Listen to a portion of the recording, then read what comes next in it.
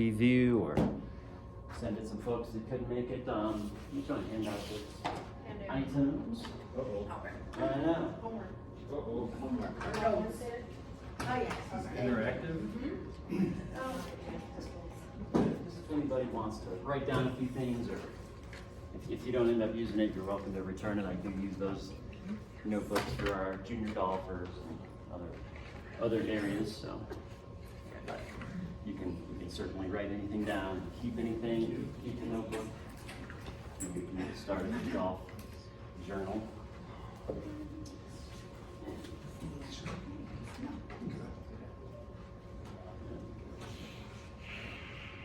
Check. All right.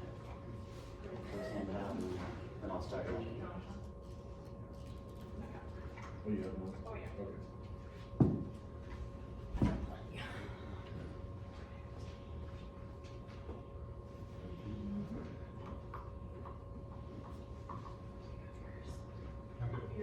Are you gonna connect the mind and body, or just the body?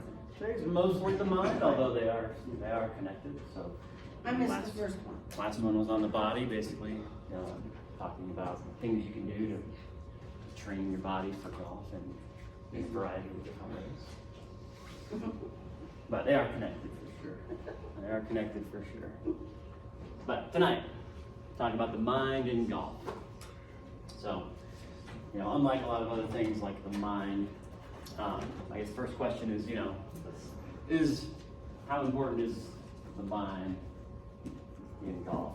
I think, all of us probably have an idea that it's probably somewhat important, right? It affects everything. It affects how you learn, how you practice, how you move, how your muscles move, how you navigate the golf course. But it's not really very measurable, right? In my experience, playing golf and teaching golf and stuff, I would say the mind is probably at least as important as you think. How many people think the mind is kind of important, right? It's probably at least as important as you think, and it might be even more so, right? Mind is kind of a big deal. Mind kind of controls everything. So, hopefully tonight we can, find some ways to make our mind work a little bit better, right? So, goals for tonight. Now, the mind is a big topic, and I don't want to go like super long. I mean, this could probably take up. This could be a semester of college, honestly, with mind and golf. But I'm going to try to boil it down to some key points. My main goals for tonight are to kind of help you minimize. How's it going? Try to help you minimize the number of times in the round that you self-sabotage your own game. So, how many times do you wreck yourself because of your mind? And some of my gifts might not work. That's fine. So this is tonight's idea is primarily going to be like on the golf course, things that your mind is doing, things that it needs to be doing in order to be successful. Okay? Does anybody ever feel like their mind gets in your own way with your mind? Self-sabotage? Yeah. What kinds of stuff happen? Give me some examples. What do you find your mind is doing that's undermining your golf game? Of course. Overthinking things. Okay. What was that? Does everybody else suffer from overthinking? Hit a great shot and you check out on the next one. Hit a great shot and just, kind of reveling in the great shot, and the next one you're kind of not focused. Okay. Lack of focus. Maybe. What else? Thinking ahead. Thinking ahead, maybe getting ahead of yourself or things like that. That's fair. I mean, I wrote down just a couple of ideas that I think. I think overthinking is one. Good. I think loss of focus. Trying too hard. Does anybody ever feel like they try too hard? Playing with fear. Maybe you get up on a shot that's, or a situation that's, not something you feel like you're good at. Fear could be, chip off a tight lie, a narrow hole, a short putt, or it could be playing in front of somebody you're trying to impress or whatever. Playing too reckless or conservative, losing control of your emotions, all that kind of stuff, right? Anybody? There's plenty more, but those are just some small ones. Yeah. I like to start off these seminars and just kind of give you a little bit of what do I know and why am I, I'm not a psychologist, right? I have a degree in finance, which doesn't make sense for talking about golf psychology, but I was introduced to golf psychology back when I played for Colorado. Part of the every year the coach would give us some books to read, different golf psychology or sports performance books. We talk about them as a group, things like that. And that was kind of my first experience into it. And then I turned pro and tried to play for a while. And as I was, going through the process of trying to like make it as a player, I started to really start to see where my own game was being negatively influenced by what I was thinking in my head. I actually I sought out like professionals. I've been to 5 or 6 performance coaches, sports psychologists, trying to figure out how to help my own game. I've read, 50 books. I counted up on my bookshelf. I've got like 40 golf books on my bookshelf that have to do with golf psychology, sports performance, learning how the brain works. Like I'm into it because I'm selfish and I want to play good. I'm also into it because I want to be a good coach and help you guys play your best too. So I do that for both of those reasons. And I've also had some very dark days in my past with regards to the mental game. I've had the yips, I've had the chipping yips, I've had the full swing yips. That was the most recent one. I will talk a little bit about that today. The full swing yips happened to me kind of between 2015, 16 to 2019, so it's kind of recent. I was working at Omni. I forgot how to hit a golf course with a golf ball. I had a whole season where I didn't break 80 a single time in a tournament. I went like 0 for 20. Which for me, with my background and my general playing abilities, were pretty tough to take. I thought about quitting, quitting at least tournament golf, and I would go out and do playing lessons, and I couldn't even like hit a shot in front of my students, because I was so worried about how I was hitting. So I've had some dark days. Thankfully, those are behind me. Problem solved. I'm fully fixed. And since like 2020 or so, I'm back to playing like the kind of golf that I would expect out of myself, and I've gotten through it luckily. And most of that work was, I would say, a little bit of technical, a little bit of equipment, a little bit of things of that nature. But most of that progress came from like changing around my mental game a bit. So we'll get into some of that later. So to start, if you want, I gave everybody books, okay, and like what you can do with your book, you can keep it. I like to think of having a golf journal, and it's just something that you can kind of write some little things down in over time. I have one, and one of the main categories that I like to write down is things that are associated with playing good golf. So maybe if you can think about, the last time you played like a really good 9 or good round of golf, like, what did it feel like? What were you thinking about? Did it seem easy? Did it seem hard? Were you trying really hard? Were you really trying to play good? Were you not trying too hard? Anybody have any good rounds they can think of in like association that went along with them? Well, you see the glimmer of a 45, 43, the glimmer gone. Okay, so you see it coming and then it goes away. We'll get to that. Greg, Well, I was not playing good at the beginning of the year, and then in the last few rounds it's gotten better, and I think the less you think. okay, for sure. At least for me, you get into that zone and you try not to think. Yeah, less thinking. Try to breathe slower but be conscious of that. Yeah, it's probably a good thing to write down, right? Probably a good thing to write down. Maybe on the next page you can write down things that are associated with poor golf, right? What about when things are going bad? What kinds of things do you notice or feel or think about? And this might be a little different for everybody, but I find that having a little journal with some things that I associate with good versus bad can kind of help me. If I'm in a bad stretch, I can go back and revisit it, maybe remember some of the cues that helped me play good.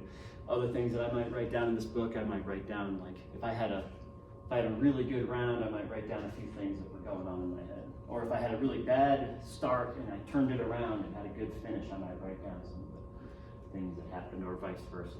Maybe I had a great start and things went downhill because X. And these can be swing thoughts, they can be mechanical, they can be, emotional, they can be whatever.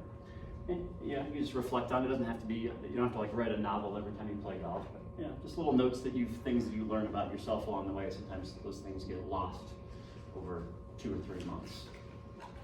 Make sense? All right. So when we think about golf psychology in general, has anybody ever read like a golf book or listen to a golf podcast? We have there's some like general ideas that are associated with golf psychology, some general concepts. Anybody have any that come to mind, concepts that are associated with good golf? Champion golfers? Visualization. I Visual- can't say it. Visualization? Yeah. Picturing your golf shots? Yeah. For sure. Pre-shot routine. Pre-shot routines. Okay. Yeah, I think a lot of golf, if you were to if I was to summarize the majority of my books that I've read, it's different ways of saying something along these lines. Be positive, be confident, visualize good shots. There you go. Have fun, right? Be relaxed. Brush off mistakes.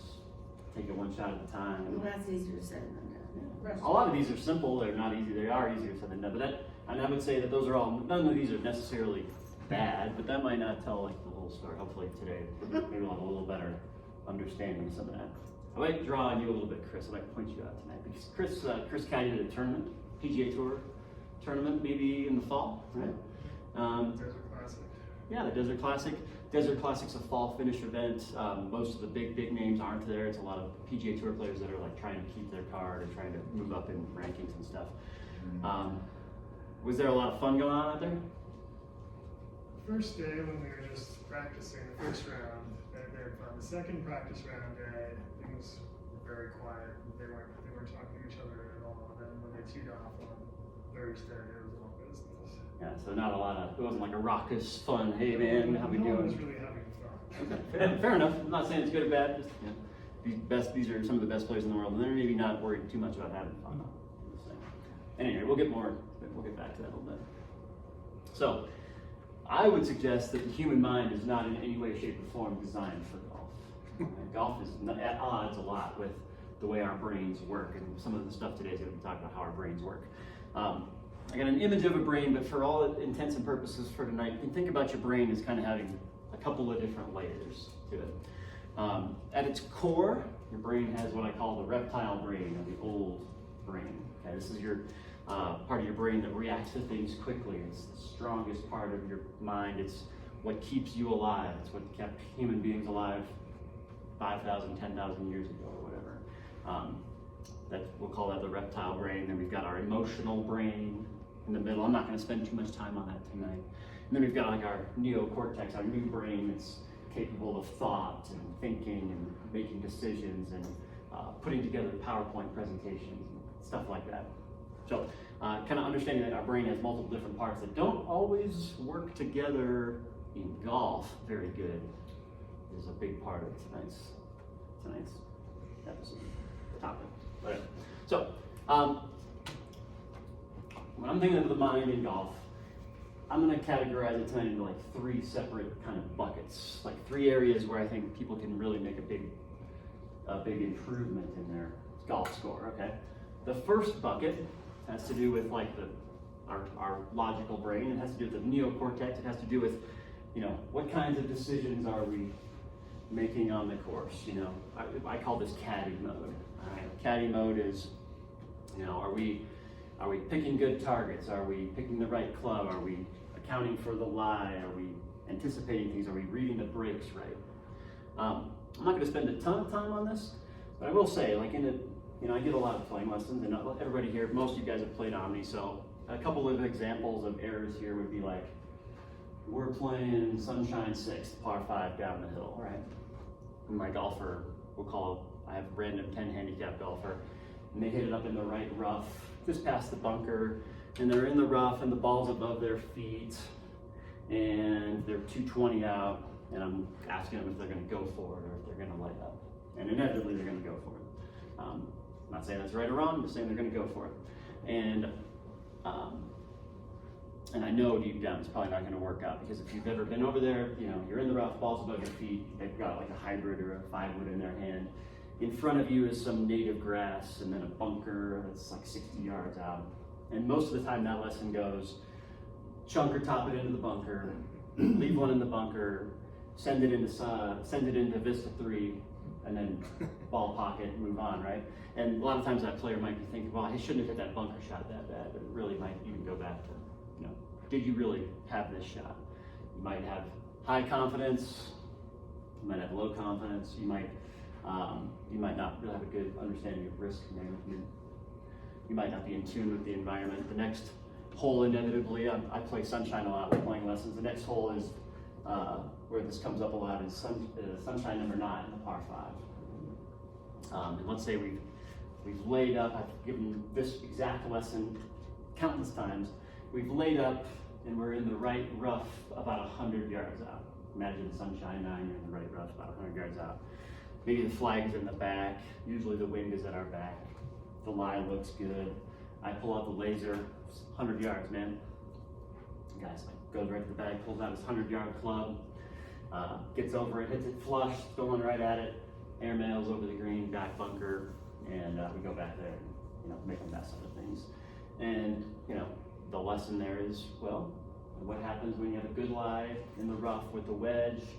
The ball tends to do what? Fly, it might fly, and if it flies, it might not, when it lands, it might not stop. The pin's in the back, we have no business trying to land it right next to the flag, and that can be the lesson. But that player might be thinking, I suck at bunkers, that's why I made a mess of that hole and not go back to the result. So, like I said, I'm not gonna spend a ton of time on this. This is almost a full seminar in and of itself, course strategy, tactics, risk, probability, shot patterns, etc. But it is something like, if you're reflecting on your round, thinking about where you lost your shots, it's definitely one of the buckets you should be looking at. You know, how's my judgment? Why did that ball go so far? And side note on that player now thinks his sandwich goes 120, right? When it really only goes 100. It went 120 and now it's 120 for the whole next 2 months, right? Which is unfortunate because that's not gonna help them. Make sense so far, that category? Let's see, mouse, come on, mouse. Work. Come on. All right. Next bucket. These are the ones where something isn't quite right. You're maybe not quite sure what you're doing. Maybe you get distracted. You're over the ball. You know it's not going to work. You have a bad feeling about it, and you hit it anyway. Whether it's distraction, something pops in your head, you got a bad feeling about it. Anybody have, obviously, everybody experience this. I'm standing there, and the beverage cart's driving up, and I'm not sure if they're gonna stop, and and all I can think about is the beverage cart. They're gonna stop or not. Or a plane flies overhead, all I can think about is the plane. Or I've got a pitching wedge in my hand, and I'm thinking this should probably be a 9-iron, but the cart's over there. Am I gonna go back and get my 9-iron? Am I just gonna try to make this work? Those types of errors, right? And sometimes they can work out. I would say most of the time they don't.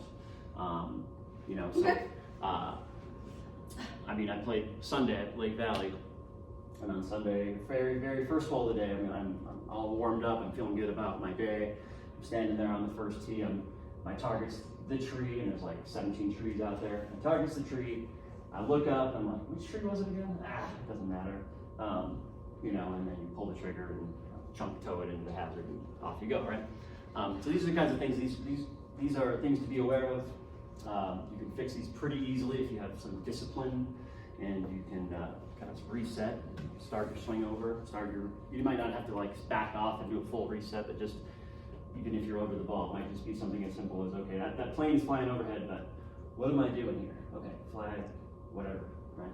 So you can reset without having to actually step away, but sometimes you might have to reset. It just takes discipline and awareness, recognizing when it's about to happen. A lot of things pop in there.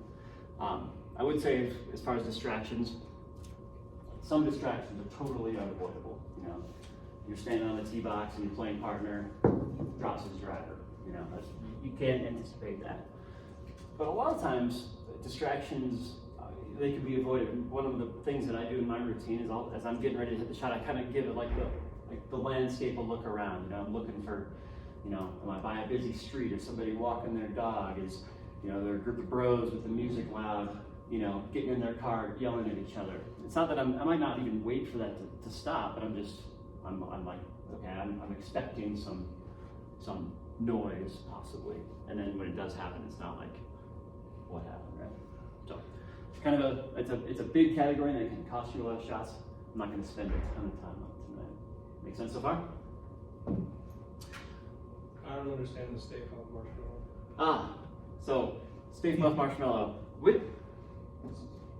How did the Stay Puft Marshmallow Man, if you've seen Ghostbusters, how did they come to be? Right?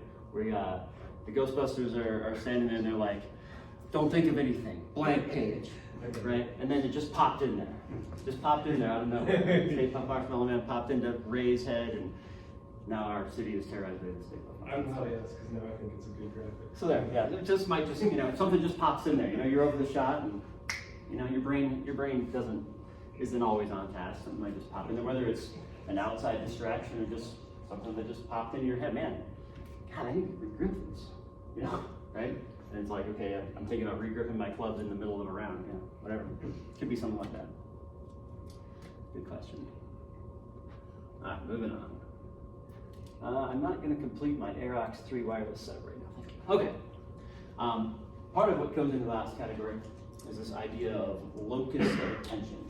Okay? Now this term I wasn't too familiar with, locus of attention.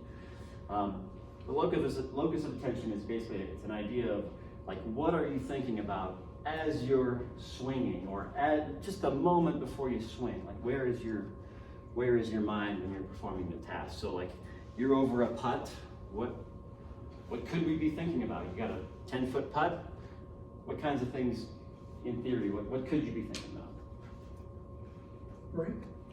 Speed. Are you thinking about the break, the speed? All of the above. All of the above. You could be thinking about your stroke. You could be thinking about, what if you make it? What if you miss it? You could be thinking about, why am I playing on greens this awful? What the hell kind of grip am I using here? Whatever. Your locus of attention could be in a variety of places. Okay. You can kind of categorize it. You can be thinking about something internal, inside something with your body. So you could be thinking about your grip pressure, or your shoulders rocking, or some kind of something that's part of you. You could be thinking externally. You could be thinking about where the ball needs to roll, or what the putter needs to do. Or you could be thinking about a little bit of a blend, maybe a little bit of both. And all these are totally fine.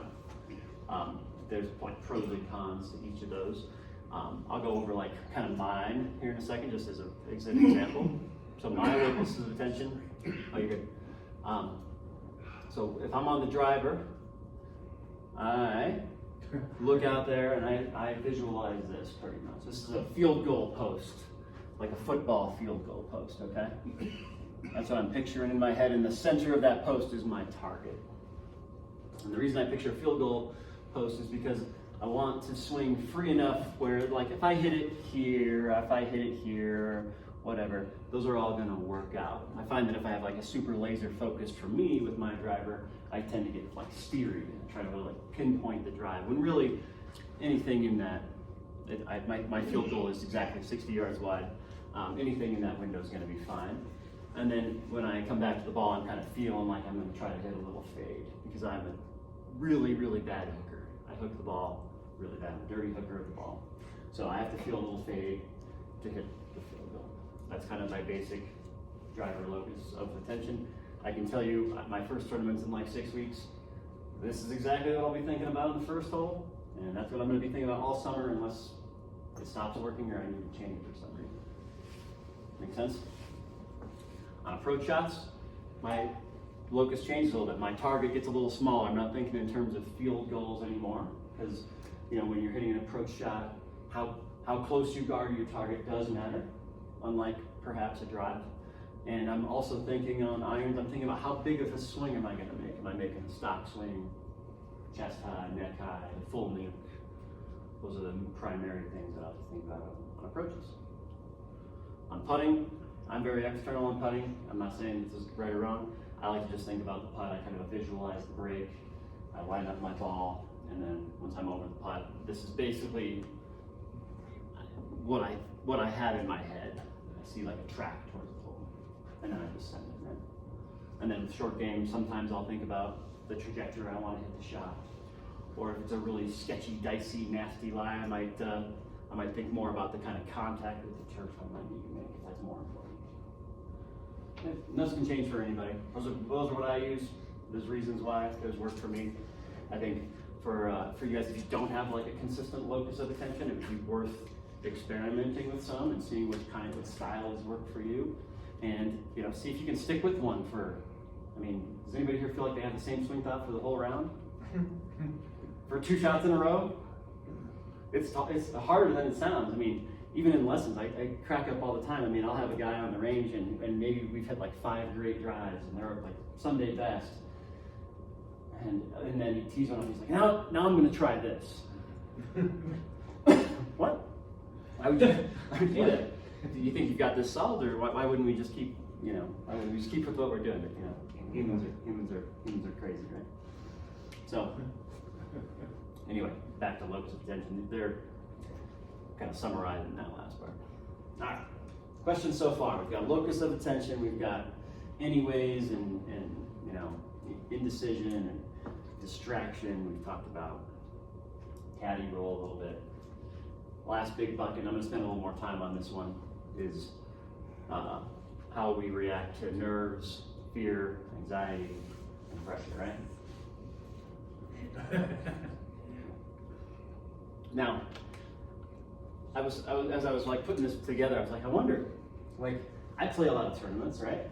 And so I feel like I'm kind of feeling these kind of feelings probably a lot. Tournament golf is kind of inherently going to be, some pressures and nerves, stuff like that. But not all of you play a lot of tournaments. But even if you don't play tournaments, you still feel, sometimes pressure or fear or anxiety or nerves when you're playing just your regular, I got out and played 9 on Thursday afternoon, or I'm playing Saturday with my friends. You guys feel, we still feel maybe we feel this sometimes during the round, maybe not the entire round, but so there's situations, there's things that happen. I mean, it could be, when this kind of stuff comes on, it can be a lot. It can almost feel like overwhelming, right? A lot of things rushing at you when you find yourself in a pressure situation or a nervous situation. Does anybody have any like things that make them, for sure nervous or anxious, or like common things that when you play golf that get your attention? I don't have a lot of buddies who play golf, so I play with a lot of strangers, and that's you don't know, they might be scratching. They might be off really or, good. You don't know, Yeah. and so there's always a little bit of nerves. Yeah, Just especially on where? on the first tee shot. First tee shot, yeah. First tee shot. Does anybody feel it on the first tee shot? Never. Playing, never. No. Some of us are impervious to this. It's a blessing. First tee shot's a common one. Playing with strangers is a common one. Playing with people that you maybe want to subconsciously or consciously want to impress. I've been talking to my boss for 2 years about playing golf, and finally we get out and play, and I don't want to look like a moron, right? Any other common things? Tournaments. Tournaments for sure. Tournaments definitely bring it out. What if you're, fifth? Pardon? The Scotch. Partner team games? Oh, I would say team games are big, right? Somebody's counting on you. Team games bring it out because when you hit a bad shot on your own, you're bummed out enough, right? But if you're if you feel like you're letting somebody else down, that brings the pressure for sure. Team games. Any others? So it happens, right? It happens. Sometimes it happens if you maybe you're like 15 holes in and you realize you have a chance to shoot a career round. Feel some stuff like that. Or maybe you're 15 holes in and you're down to your last golf ball.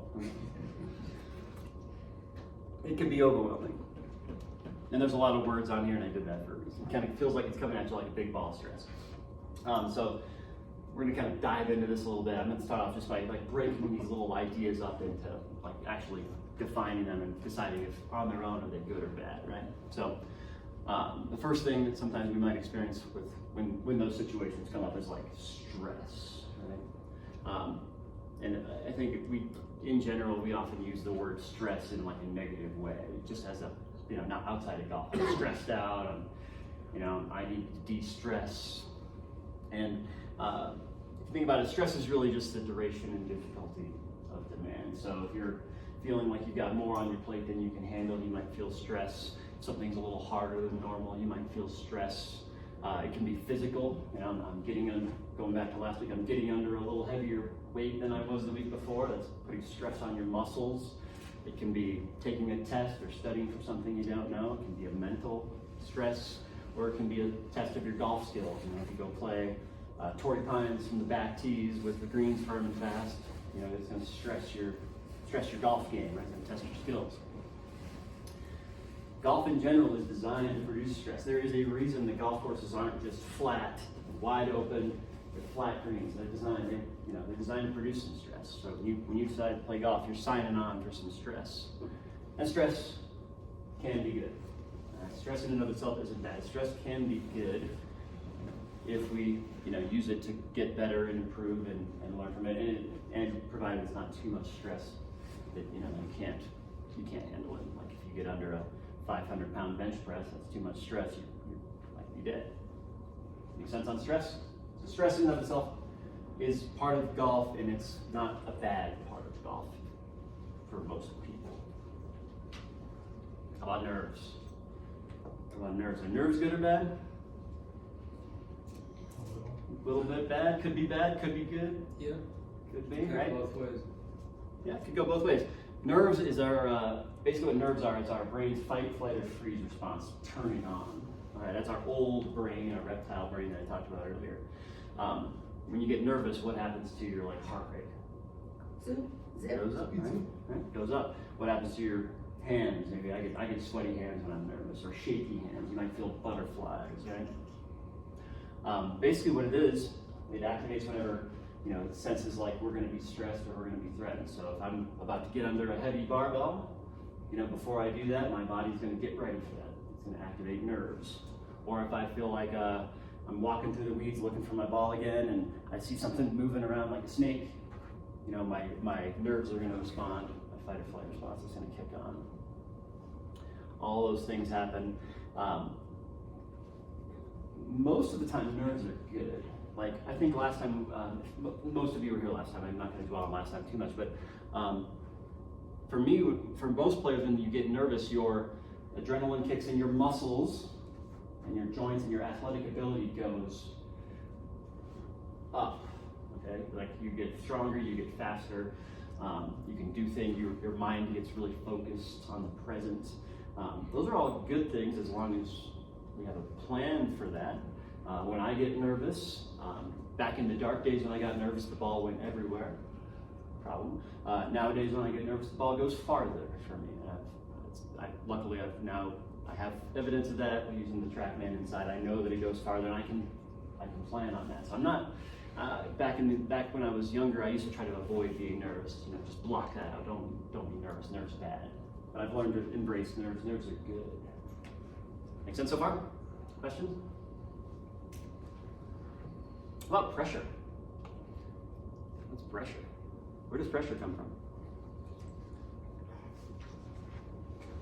Others or yourself. So, Others or yourself. Very good. I had a hard time finding a good definition for pressure. So I would say pressure is just a feeling based on how much the outcome means. So if you're playing golf in a situation where you really want to play good, or you feel like you have to play good, you might feel more pressure than when it maybe doesn't matter as much. Is that fair? Pressure builds as it becomes more attainable. For example, if you watch golf on TV and you watch the back nine of the Masters of the U.S. Open, the players that you're watching have the opportunity to win the tournament. That's going to be a high pressure situation as opposed to the guys that maybe teed off early on and they're playing for 50th place or 40th place. They're still playing hard, but they're not feeling the same pressure as the guys that are in contention. Pressure can definitely change over the course of a round of golf. We'll get more into that in a little bit. And pressure is relative to your reality. So this is Bryson with a 3-footer to win the U.S. Open, right? Pretty high pressure situation. He's got a 1-shot lead. I don't know if I can handle this pressure. I might never have the chance to find out, right? Pressure for me might be teeing off in the Colorado Open, you know, which Bryson would have no, let's say Bryson came and played the Colorado Open. You think he's gonna feel a lot of pressure? I mean, he doesn't really care if he wins the Colorado Open. He's feeling, don't worry, he's gonna try to win, but he's not like gonna feel the same amount of pressure. So pressure changes for everybody, or how you, like what's pressure for Jay, and what's pressure for Chris, and what's pressure for Greg are all probably totally different, but our brain processes are the same. And I like to think- How do you recommend like controlling that or depressurizing yourself to maintain the same? So I spent a lot of years trying to put less pressure on myself. Right, that's where I think that I, you know, like when I start playing good, when I see over the years, I know I'm capable of hitting good shots. I don't all the time. Yeah. But when they start to become more consistent and around, and then you start to like feel like, like he was saying, like you start thinking ahead, maybe I might just, Yeah, this I'm could on be, I range might to break shoot. 80. Right, whatever, or you're playing with one of your friends who's better than you, You might and beat you've him. been playing good recently, Mhm. but not with them. Yeah. And now you're in that situation, Yeah. so you're putting a little more pressure on yourself. Yeah. Yeah, how do you Good try to use that, Yes. or, yeah. No, that's good. How do you depressure? So I would say I spend a lot of time trying to depressure. I don't try to do that anymore. I'm looking for pressure nowadays. Okay. Pressure means that I've got the chance to do something that I want to do. Okay. And I used to think about it like, oh man, I'm under a lot of pressure, I'm not good. Pressure just means you're on the verge of doing something that you want most of the time. Most of the time. Now pressure, this is golf pressure, okay? It's not like you're an ER surgeon pressure where the pressure is like, I gotta save this guy's life or he's dead. I mean, we're talking, there's no life or death happening in golf generally, but like when we feel pressure, what's helped me is I try to view pressure as opportunity. Yeah. I have an opportunity Use it to your advantage do what I versus want. the other way around? Yeah. Pressure can be weird though, like, really quick, like mental, this help you kind of understand how you feel about pressure. Like, let's just say I gave everybody in the room a chance to hit a 4-foot putt for $1 million. And everybody gets one shot at it. And if you miss it, no big deal, you don't get $1 million. But if you 4-foot putt for $1 million, would everybody be all in on wanting to do that? Yeah, for sure, right? It'd be silly not to. The pressure of that putt, we'd probably feel some pressure, a lot, the outcome would mean a lot to us, right?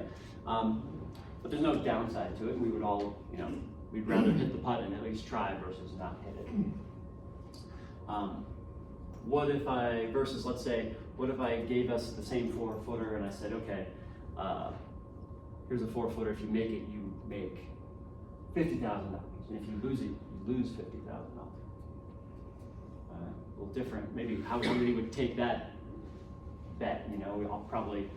Even for me, I make most of my 4-footers, but I can't afford to not make it, so I probably wouldn't take it. Right? Different kind of pressure. Same putt, just different feelings of pressure. Or finally, what if I could pick one person in the room to hit one putt, one 4-footer, and if they make it, everybody gets $1 million. If they miss it, nobody does. Would you want to be the one to hit the putt, or would maybe somebody else maybe want somebody else? Would you want to pick somebody else? Questions you can ask yourself. See how you feel about pressure. Interesting mental thought. Pressure itself, though, I would say pressure is neither positive nor negative. Okay? So leads us to, and I would also suggest that if you actually find yourself able to perform well under pressure, that's going to be that'll lead to some of the most satisfying, gratifying, happy moments you'll ever have when it comes to golf. If you look at tournament champions that perform under pressure, you see some of the biggest celebrations, the biggest, most genuine smiles, stuff you don't see at any other time. So performing well under pressure is, like the holy grail of anybody that plays golf.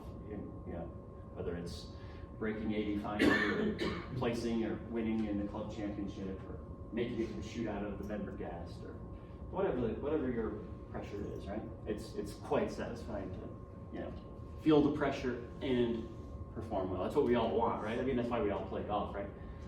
we might not be playing to win the U.S. Open, but we're playing to, shoot a career round.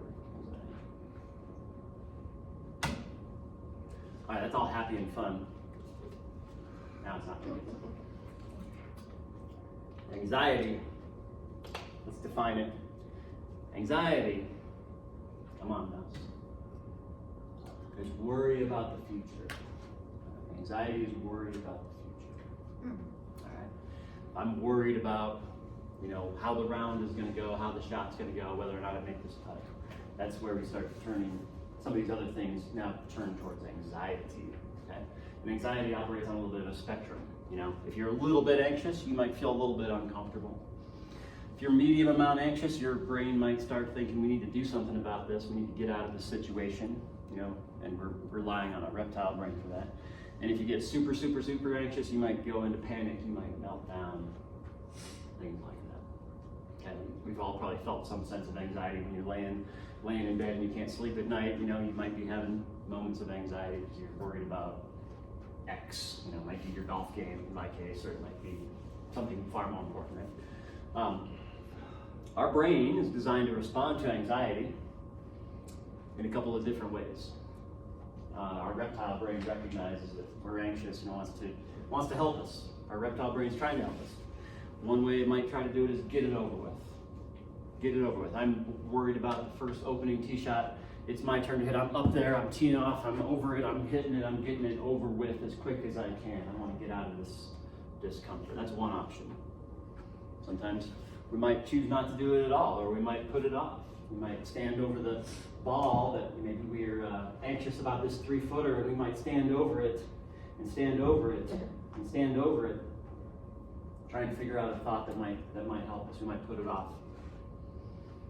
Our reptile brain wants to get us out of that situation, and they want to eject us into a comfort zone, and a lot of times, or panic. I don't think any of us panic on the course.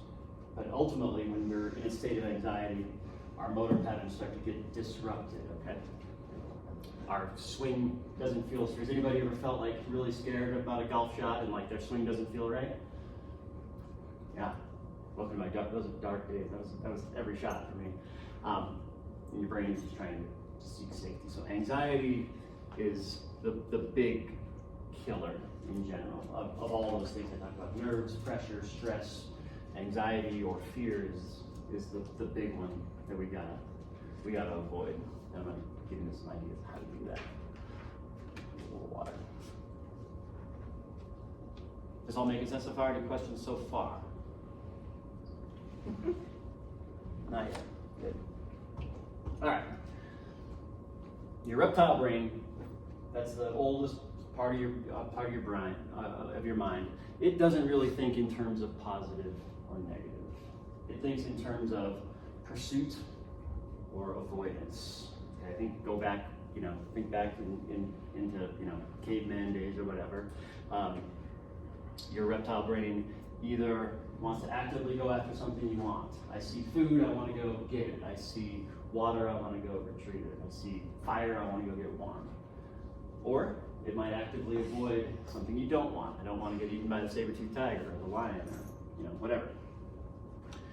When we're in pursuit mode, your brain is attempting to thrive. Right? Thriving is what we're after.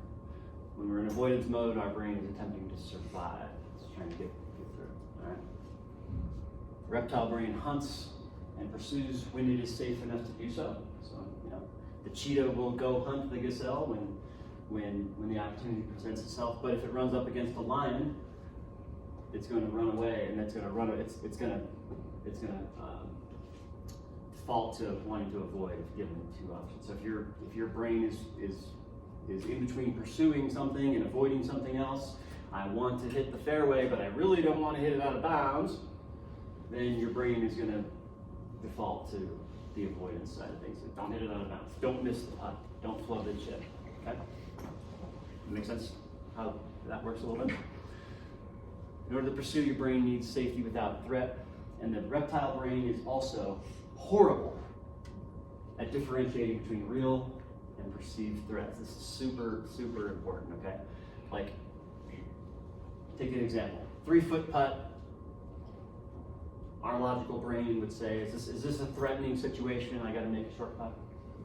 Of course not. It's not a threatening situation. Now, if this is a putt in a scotch game and your partner's in his pocket is to win the match and you've missed a couple of these earlier, does it start to feel a little more?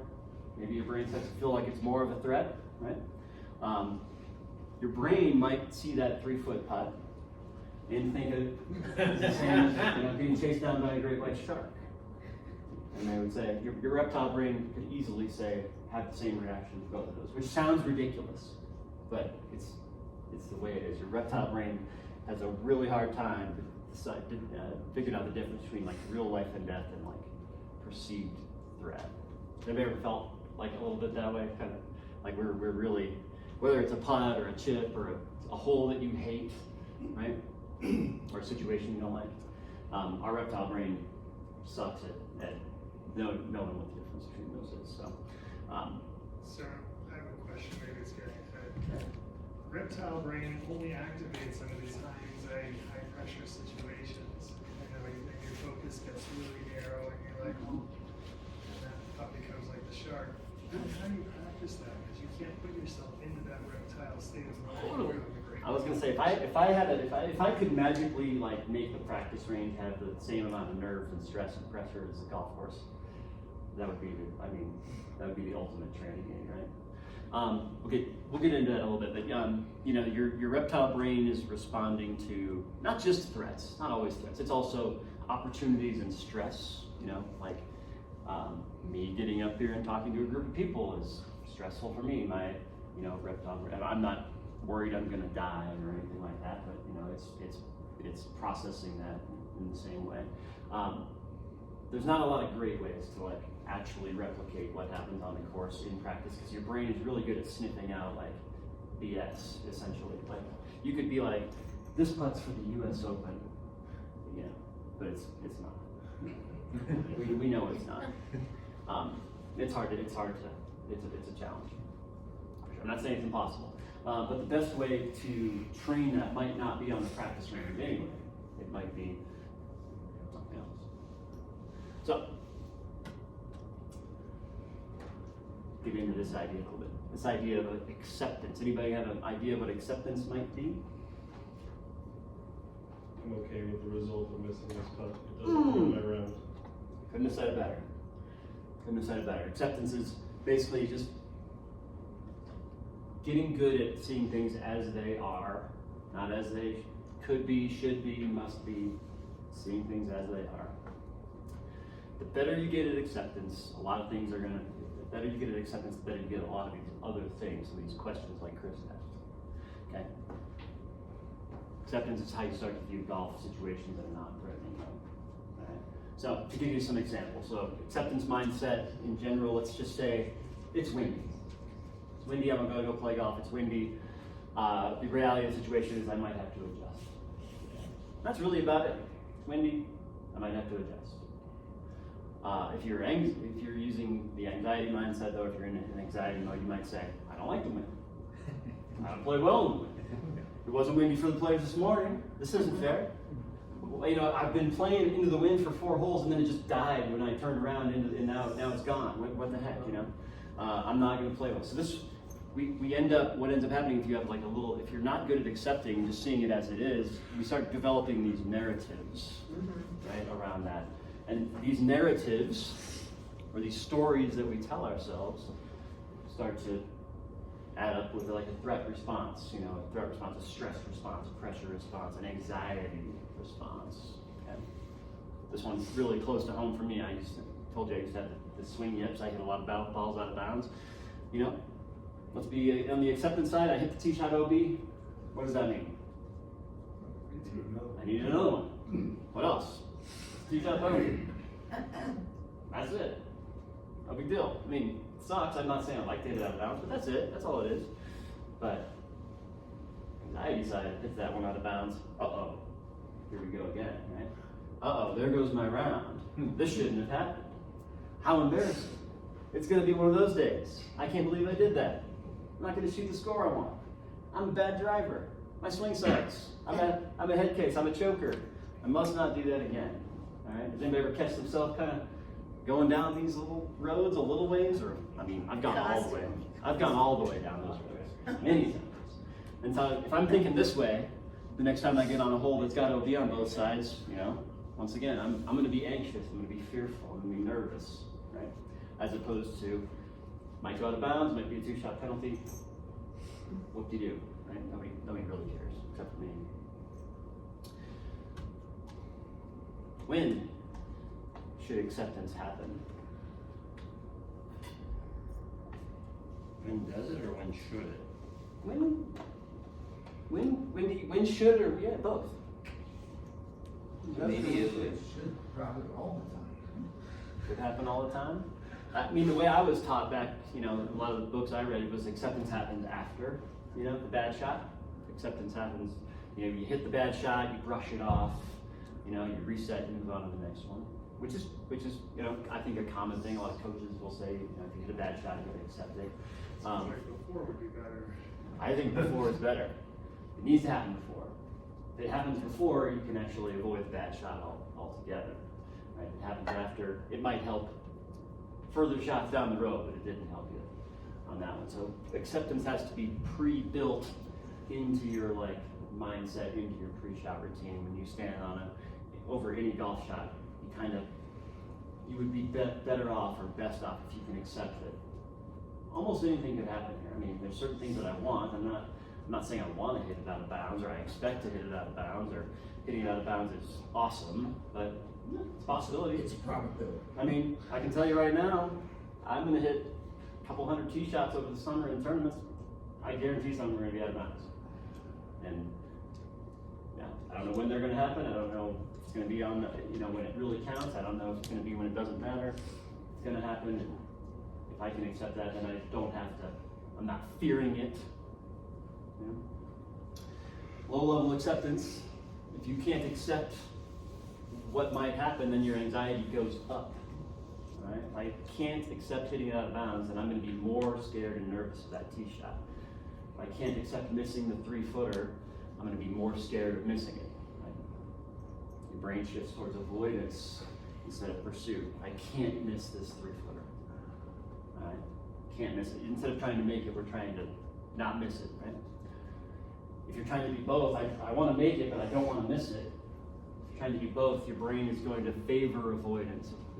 It favors avoidance over pursuit all the time, because avoidance is what keeps you alive when you're getting chased by sharks and saber-toothed tigers.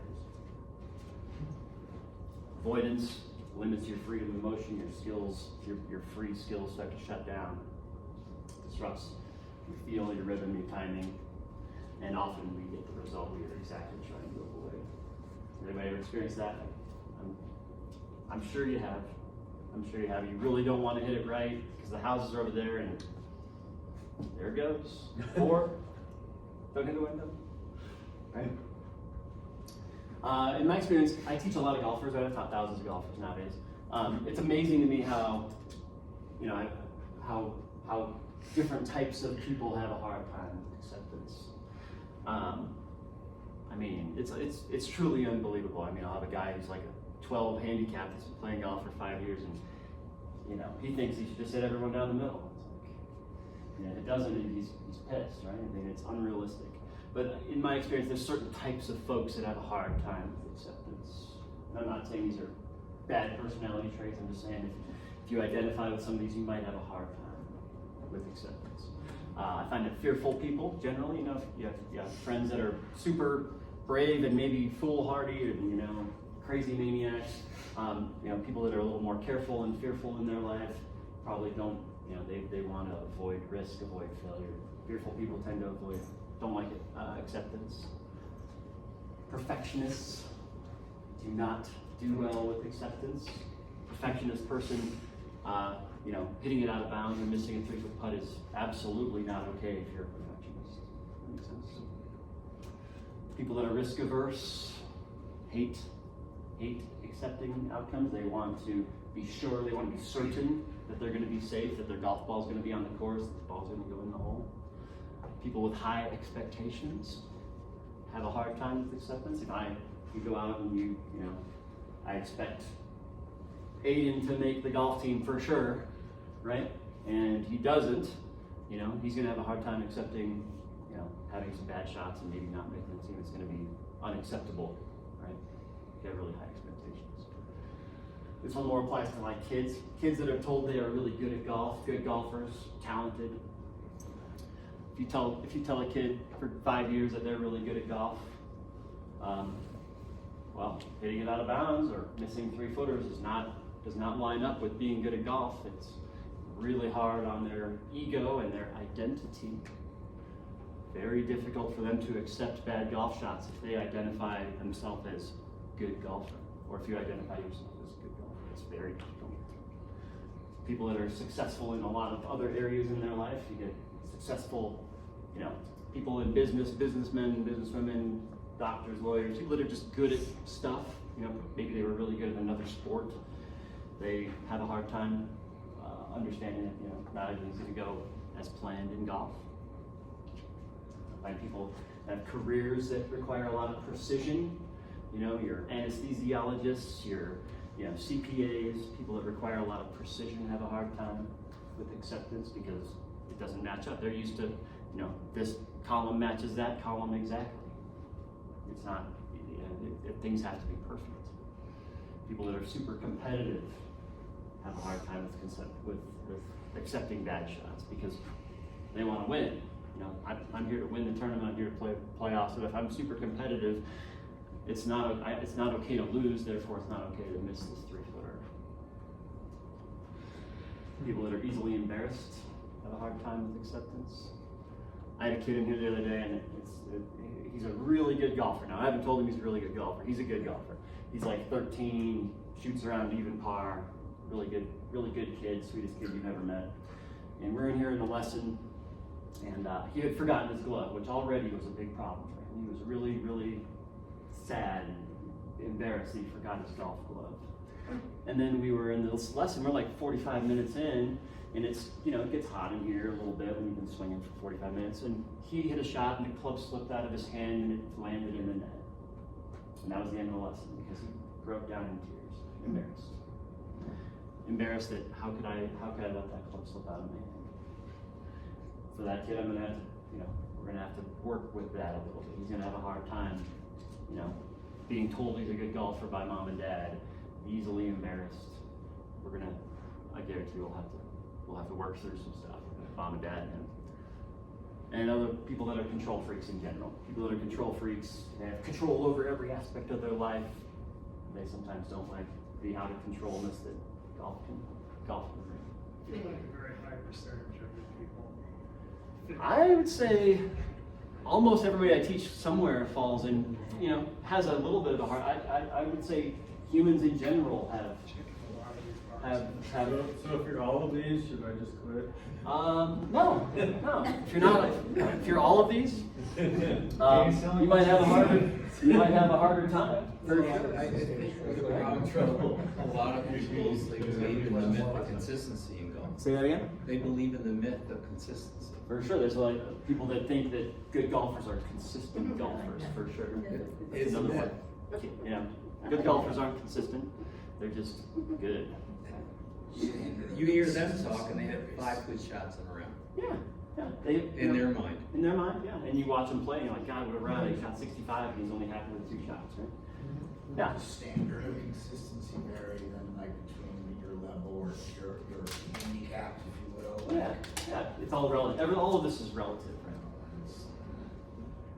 All right. I'm gonna blaze through a couple of other things, and then we'll pretty much through it. So, going back to like all those different things I talked about, there's a certain order of things that happens, okay? Stress and pressure happen first. You sense stress, you sense pressure. It might be playing golf, it might be a golf tournament. The next thing that happens is it activates your nerves. So far, no issues yet. We've got stress, we've got pressure, we've got nerves, all that can be good.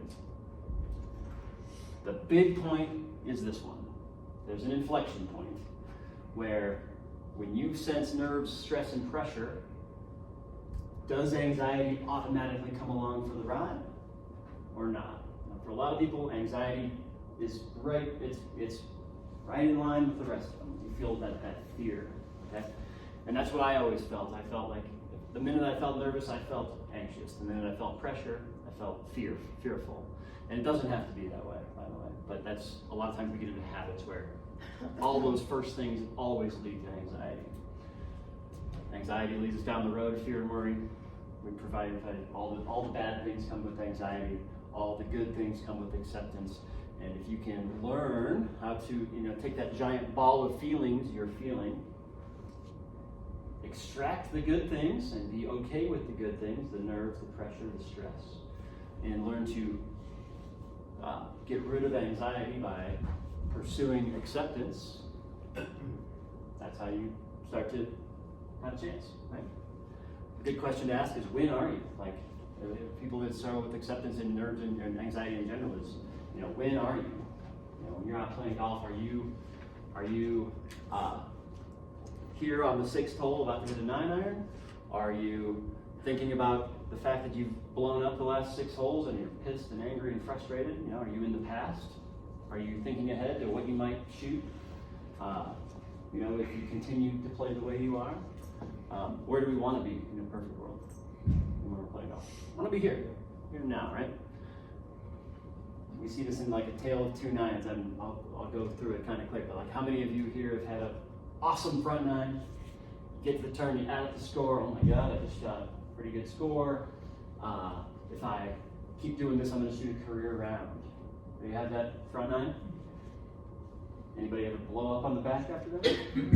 Oh yeah, right? What happens on the back? All of a sudden, it's not the only explanation for this, right? But like, the moment you realize you could do something great, we start to add the pressure and we start to not want to screw it up. Our swing gets less free.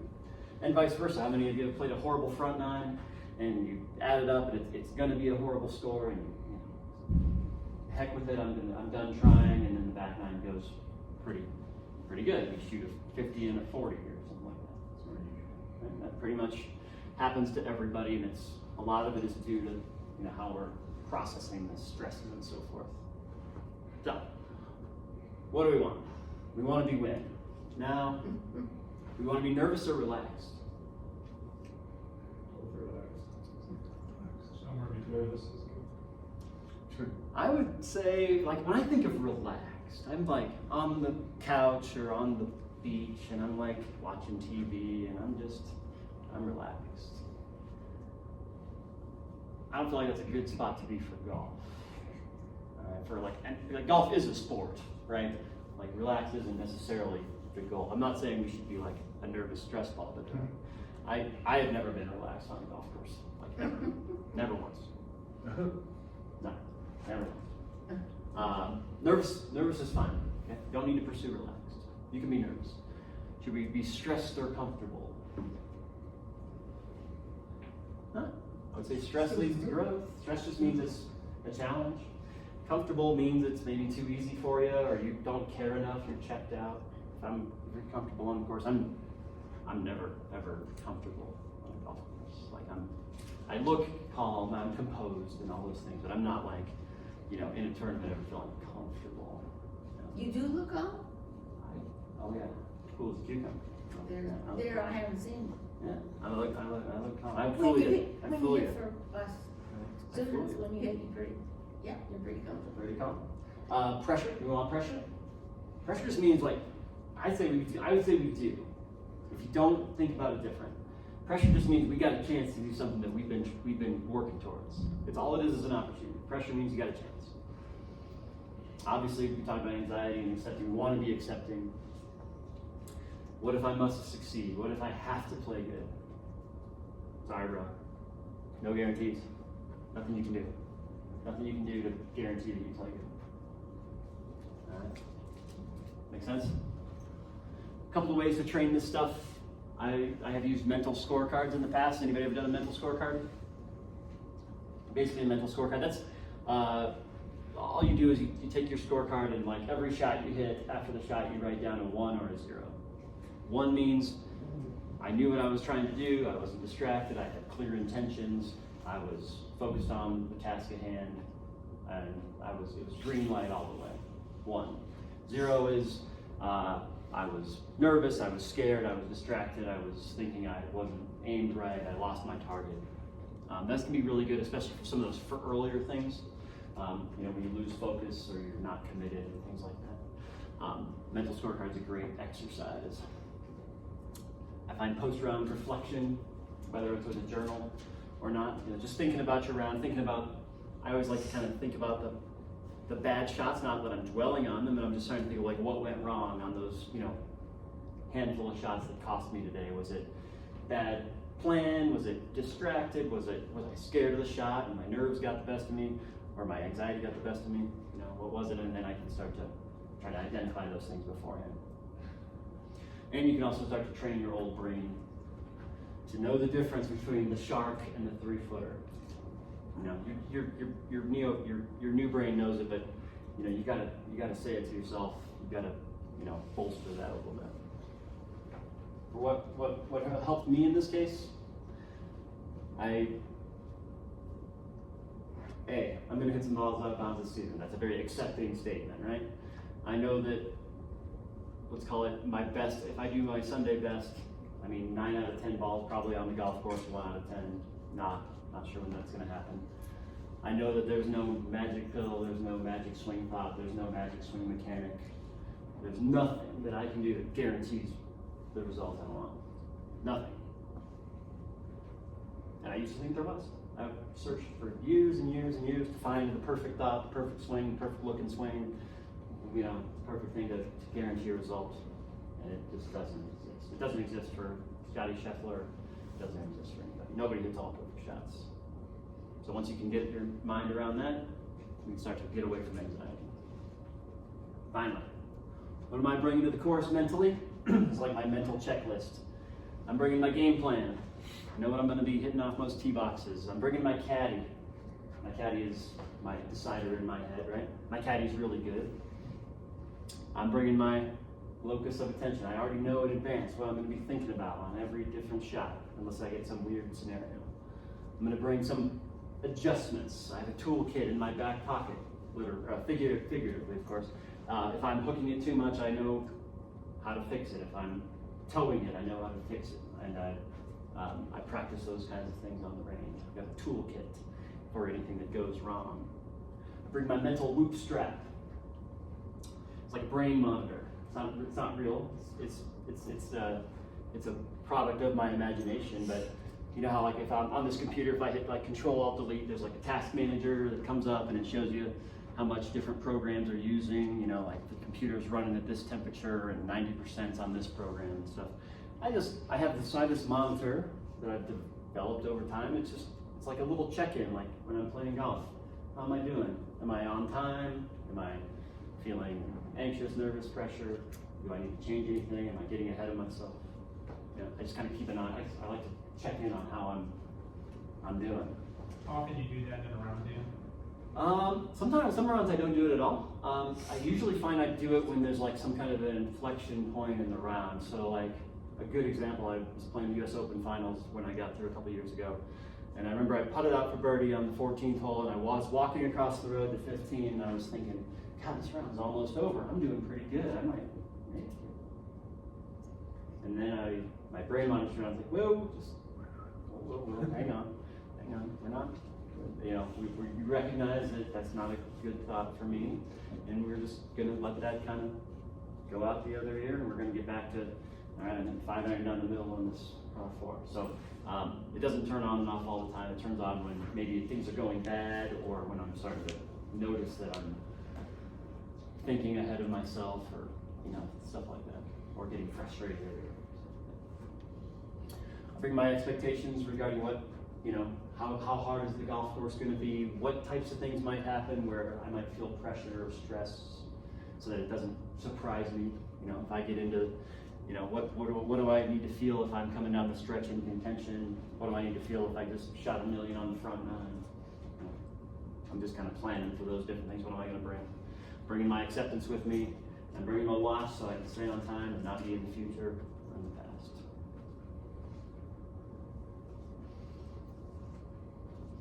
I tried to go a little shorter than last time. I almost did. That's about as much as I want to talk about tonight. A couple of ideas, hopefully, that help you get your mind right on the course, recognize what things are costing you shots, whether it's quote simpler things like distraction and caddy mode, or if it's more complicated things like we have no acceptance and we're fearful half the time on the course or whatever. But certainly open to questions. If anybody has any about anything tonight, hit me with them. If not, you're welcome to keep your books. If you're not going to use it, bring it back to me, and it'll go to our high school performance program. Questions? One quick anecdote Yeah. about caddying on the tour. My player had a lot of trouble with stress, anxiety, and he would get completely overworked. Have one bad hole and his lizard brain would just kick in so hard that he would no longer be able to make any decisions on what club to pull. He couldn't see any breaks in the green. His breathing increased. I mean, he was like totally worked up. And so I would throw in one more thing that maybe you could suggest is if you get into that lizard mode state, deep breathing exercises, something to just kind of pull you back just a little bit. Yeah, for Because sure. he would use it a little bit. When he had a little bit of nerves, Mhm. he just pounded the ball. He hit the ball so much further than anyone else. If you Yeah. allow it to just slip over All the way to the edge. If it's definitely, Meltdown. yeah, definitely a knife edge. And so you hear that there's no crying in golf. There's actually crying on the PGA Tour. Like he would melt down to the point where he was Yeah. crouched down under his golf bag with Yeah. tears coming down his face. Oh yeah, Right, so. yeah, for sure. So like, yeah, He's his. not someone who can play golf. So yeah, his brain monitor probably isn't great at recognizing when that's going that way yet. And he may not have a great solution, you know, whether it's breathing, maybe the mindset, right? But no, it's I mean, crying is a part of golf. I'll happily admit, not happily, but I've cried at every level of golf. I've cried in junior golf, high school golf, college golf, professional golf. You know, it's golf gets you, right?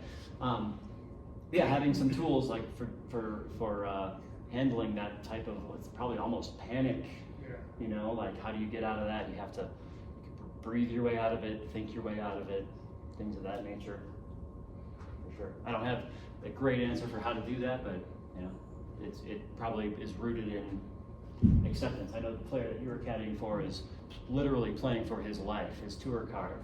Acceptance level, I'm sure, is nowhere, right? If he plays bad the next 2 weeks, he's Corn Ferry or, you know, Tour de Las Americas or whatever. So he was probably struggling with that big time, right? Other questions or comments? Finito? All right.